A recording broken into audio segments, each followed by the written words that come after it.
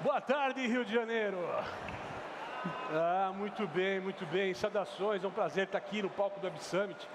Emoção grande aqui, sala cheia, obrigado com vocês aqui para a audiência. Estou aqui, Sandra Montesemo da Olist, Luiz Piovesana, VP de Marketing da Contabilizei. A gente vai falar um pouco de Data Driven Marketing, já foi aqui colocado na abertura para vocês. E antes da gente falar do painel, de começar, eu queria perguntar aqui, conhecer um pouquinho, né, das empresas. Sandra, começando com você, conta pra gente um pouquinho da Olist. Bom, Olist, gente, é uma startup que virou unicórnio e que hoje defende o empoderamento do empreendedor brasileiro. A nossa ideia é criar um ecossistema de soluções que estejam todas no mesmo lugar. Porque muitas vezes a gente vai para um lado, tem o RP, tem o Hub, tem o e-commerce, e o que a gente quer é ter tudo no mesmo lugar como uma única solução. A gente está aqui para ser a parceira número 1 do empreendedor brasileiro, no sentido de que ele possa alavancar dentro de um Brasil tão louco que a gente tem que sobreviver, então a gente está aqui para empoderar esse processo. Muito bem, Luiz, Contabilizei para a gente. Boa. A Contabilizei é o maior escritório de contabilidade do Brasil, mais de 70 mil clientes. E além hoje de ser um escritório de contabilidade, a gente também tem uma missão muito próxima aí do micro e pequeno empresário.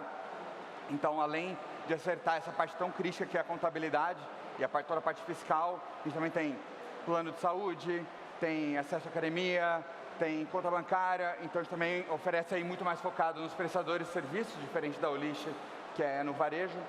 A gente foca aqui no prestador de serviço e ajudar a fazer essa cozinha para que ele possa focar no negócio dele e eles possam seguir transformando o Brasil. Maravilha. Bom, a gente, vamos entrar logo de cara no tema desse painel. Acho que a gente nunca viveu uma época tão interessante quando a gente fala de dados. De fato, estamos vivendo talvez a era de ouro dos dados, ou nunca vivemos tempo tão importante ou com tantos dados nessa história.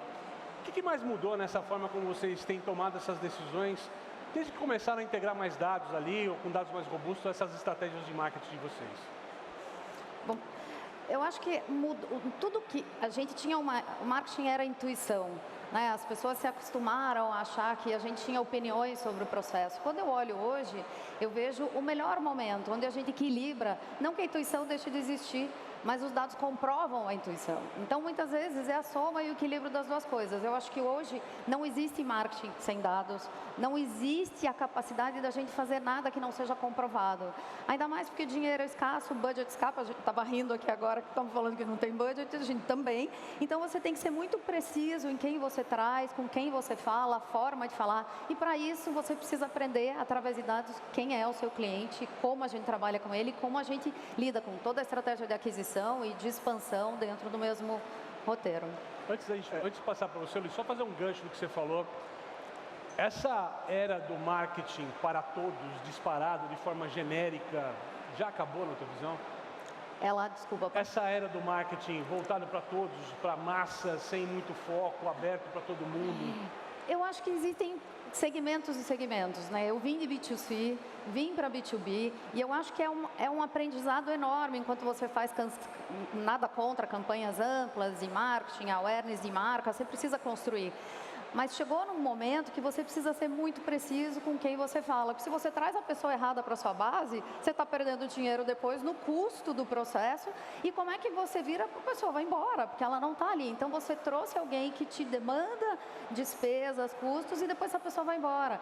Então, eu acho que a experiência de sair de B2C, onde a gente tem a possibilidade de ser um pouco mais amplo em algumas coisas e vir para B2B, faz você aprender a lidar com dados de uma maneira muito precisa e focada no negócio. Eu diria que é um marketing totalmente focado no negócio. Preciso construir marca? Sim, preciso. Preciso criar conexões reais e emocionais? Com certeza. Mas como é que eu faço isso de uma maneira muito inteligente? Maravilha. Luiz, voltando então lá no começo, né? Como é que vocês estão, a evolução dessa integração de dados, e depois a gente faz esse gancho também nessa questão de dados de massa. Boa. Eu vejo, assim como todos nós, mas a partir do momento que você entende que dados são um meio e não são um fim, você para de ter essa deixa eu me afundar em dados, meu Deus do céu, e você não toma decisão e não vai. E muitas vezes você tem que ter o quali segue sendo tão importante quanto sempre foi. Você falar com o cliente, você entender, pegar casos, falar, deixa eu ver os dados. Essa é uma hipótese que tem alto potencial, deixa eu iterar. Então, o que os dados têm permitido nos últimos muitos anos é que a gente consegue iterar mais rápido, que você tem acesso a mais tipos de dados, mais quebrados, que você consegue iterar, aprender. Beleza, estamos indo no lugar certo. Não, estamos indo do lado errado. Vamos mudar essa hipótese. E você consegue iterar mais rápido. Então, para mim, é a melhor ferramenta que a gente pode ter. Mais refinamento. Para poder provar o quali de uma maneira que vai gerar aquele potencial que você está enxergando e acelerar a experimentação. Para mim, esse é o maior valor. A gente poder experimentar mais rápido. E essa questão também dos dados de massa, você acha que a gente já virou essa página ou ainda tem mercado para quem trabalha dessa forma? Eu sempre estive em empresas de tecnologia, então assim, não olhar para nicho, para mim sempre significou morte. Então assim, nunca foi uma opção. E eu vejo também hoje grandes empresas, aquelas empresas que vendem quase para todo mundo, também trabalhando campanhas de uma forma focada e criando conexão de uma forma focada. Que também se você tenta vender para todo mundo, você não vende para ninguém de uma maneira correta, você não cria conexão de uma forma correta. Porque, de novo, cada pessoa vai ter os seus interesses específicos. Então, não importa que eu sei todos os dados daquelas pessoas, eu sei o que mais importa conectado na jornada de compra do meu produto. Como que eu crio o emocional em torno disso? Eu estou resolvendo um problema real, eu estou conectando na emoção desse problema para poder seguir. E você faz isso com muitos públicos ao mesmo tempo, você não vai conectar com ninguém. Estou levando como um primeiro insight aqui no nosso painel que quanto mais massificado ou menos orientado a dados, eu estou no final do dia queimando o cartucho, queimando o dinheiro, certo? É porque tem um ponto, né, do que o Luiz falou agora, que eu acho muito claro. Não é que a intuição, não é que a conexão ela deixa de existir, mas muitas vezes você tem uma riqueza de dados que traz um caminho e aí você vai validar com o seu consumidor, com o seu cliente, ele fala, não é sobre isso. Essa conversa não é comigo. Exatamente. Então, assim, dados sempre vão ter credibilidade, mas o fator de entender emocionalmente como é que você conecta esses dados à realidade com quem você está falando é o que faz a diferença profissional no processo. Eu acho que é a soma das duas coisas, o equilíbrio disso. Falando de um caso prático, a gente vamos falar de marca, que é um negócio que é mais difícil de mensurar, né? O pessoal sofre, é difícil, às vezes é caro você fazer uma mensuração de top of mind, ligar em awareness, enfim. Faz um conteúdo social media tentando pegar um atributo emocional que você quer fortalecer na sua marca. Você faz um conteúdo, não uma super campanha, não, um conteúdo simples, semanal. Vai vendo qual vai ser o gancho que vai pegar bem, como que você apresenta essa situação para conectar que no orgânico vai performar melhor. Eu fiz 10 nos últimos 2 meses. Esses 2 foram melhor. Vamos impulsionar para ver se continua. Foi bem. Agora sim eu vou pegar esse conceito que já está aprovado e eu vou fazer uma campanha mais robusta, vou gastar mais em produção, porque eu já provei que tem uma certa conexão. Eu não vou fazer uma campanha que alguém tirou não sei de onde e vou investir tempo e dinheiro e depois, não funcionou. Passamos disso há muito tempo. Sandra, com tantas soluções que vocês estão criando, né? Você falou um pouco aqui no começo da apresentação, a gente sempre fala, quando usa dados, tem uma questão do limite ético da privacidade, né? Como é que vocês estão utilizando os dados desses negócios, oferecendo essas soluções, mas sem ultrapassar esses limites de privacidade? Como é que é o trabalho para vocês? Eu acho que tem que ter uma abertura muito grande no processo, né? Se eu sou o RP desse seller, desse lojista, ele sabe que eu tenho acesso, mas ele precisa estar ciente disso, que o acesso que eu tenho é para ajudá-lo. A partir do momento que o nosso propósito é empoderar esse cara para que ele venda mais, porque a razão no final do dia é que ele venda mais. Então, como é que eu trabalho de maneira muito inteligente os dados daquilo que ele faz, que eu mostro o que ele precisa mais. Aí eu consigo oferecer se ele precisa de hub de integração, se ele precisa de conta digital, porque eu vejo a operação dele e a dificuldade que isso tem. Mas existe uma precisão, e aí que eu acho que a importância dos dados são tão relevantes, que é você usar isso de uma forma inteligente, porque se você faz a oferta errada, ele vai achar que você está invadindo. Se você faz a certa, que bom. Então a gente precisa ser muito preciso nesse processo, olhando a experiência, os dados que a gente tem, mas ele ter a segurança de que a gente tem como um grande parceiro e tem acesso a coisas que realmente possam ajudá-lo. Total.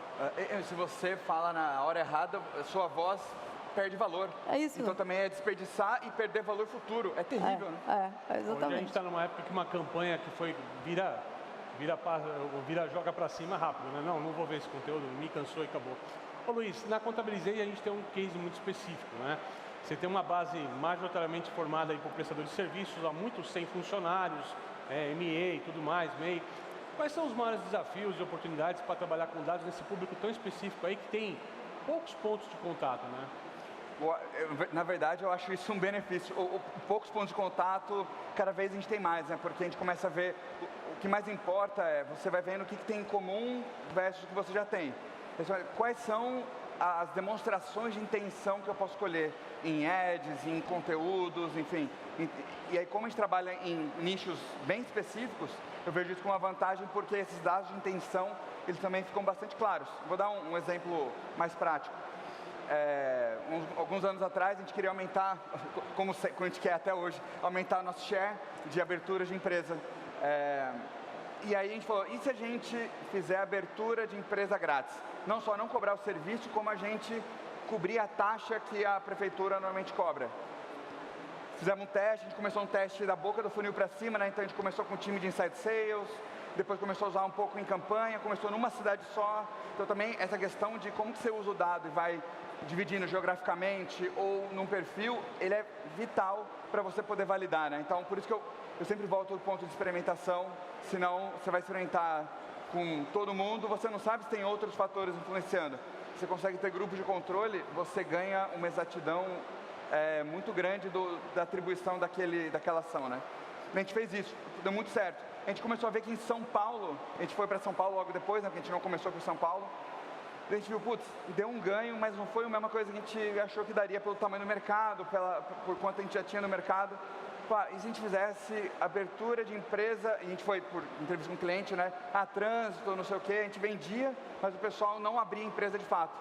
E se a gente fazer uma abertura de empresa sem sair de casa? A gente foi lá, negociou com a junta, não sei, fez um modo teste bem na mão, assim. E putz, a gente conseguiu um ganho de share muito grande, porque a gente acabou entendendo uma dor. Entenderam uma dor específica. Resolveu a forma até isso impactou na ativação, não só em trazer mais gente, mas também em como quem fechava com a gente de fato ativava. Então isso deu um ganho magnífico. Mas foi entendendo o cliente, vendedor, vendo o passo a passo da jornada de compra dele, e a gente foi apostando em quais eram os lugares para a gente botar essa força. Então, assim, o fato de ser um nicho muito específico nos ajudou a aprofundar os pontos de dor e de fricção nessa jornada. Então, eu acho isso uma vantagem competitiva gigante, a gente poder focar em nichos. Com certeza. Agora, a gente falou muito de como a gente usa os dados, no caso dos nossos clientes, para criar melhores serviços para eles. Agora, como é que vocês têm usado dados para capturar novos clientes, para entender novos mercados, para entender novas possibilidades? Assim, falamos de dentro para fora, agora de fora para dentro, né? Vamos falar para o outro lado. Eu acho que tem um caminho aqui de você aprender com a tua base, exatamente através dos teus dados, para identificar quem que é o seu ideal customer profile, né? Quem que é o seu seller. E a partir disso, você entender para fora aonde ele se localiza. Então, você vai olhar os segmentos, se o cara vende moda, aonde ele vai. E, ao mesmo tempo, você olhar regionalmente onde isso funciona.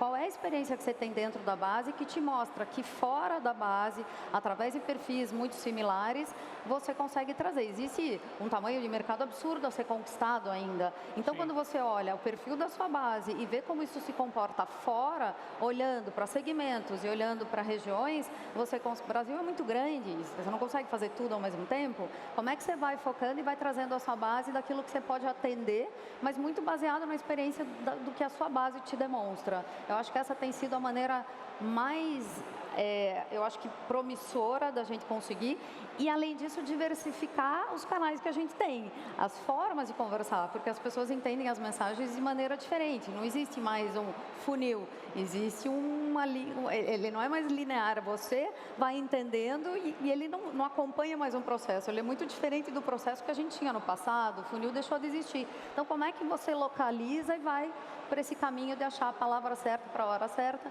entendendo as regiões, os segmentos e especificando pela base? No caso de vocês, Luiz, como é que vocês usam os dados, então, para buscar mercado? Cara, acho que tem duas formas de você expandir mercado, né? Uma é você buscar mais pessoas que têm esse uso de produto parecido com o que você já tem.